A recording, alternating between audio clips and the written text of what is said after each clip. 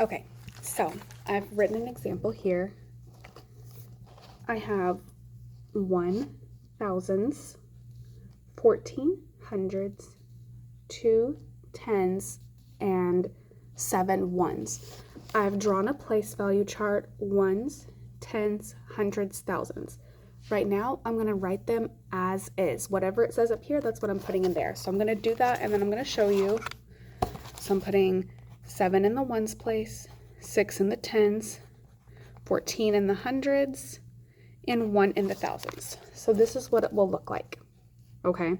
So this 14, that's a 2-digit number. So what we're looking for is only 1 digit in each place value, because the hundreds, we can't have 14 hundreds.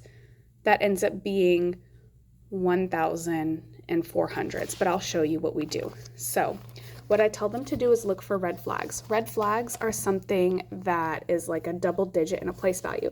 So 14, that is my red flag, okay? We know that 14 is going to have to do some regrouping. We always start in the place value that's furthest to the right. So in this case, it's ones. I look at the ones. I have 7 ones. That's okay. So I go ahead and move my 7 down. I'm just moving it down so that this is the end product in the bottom row. In my 10s, I see I have 6 10s. That's a 1-digit number, so we're okay. We're just moving that down, just like this. In my hundreds, I have 14. Like I said, that's a red flag. So we can only have 1 digit. If I can only have 1 digit, I need to move the 1 from the hundreds to the thousands.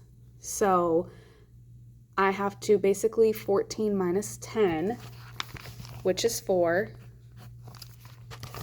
14 minus 10 is 4. Those 10 hundreds are how many thousands? 1,000. That's how I ask them, okay? 10 hundreds is how many thousands, and if they need help, I let them count 10 hundreds. So 100, 200, 300, I let them go all the way until they have 10 fingers up and they say 1,000, okay? So they have 1,000. That means if we're taking away 10 hundreds from here and moving it over here, that's only 1,000. So we're adding 1,000 to 1,000. So that is going to be, instead of 1,000 here, we have 2,000 here.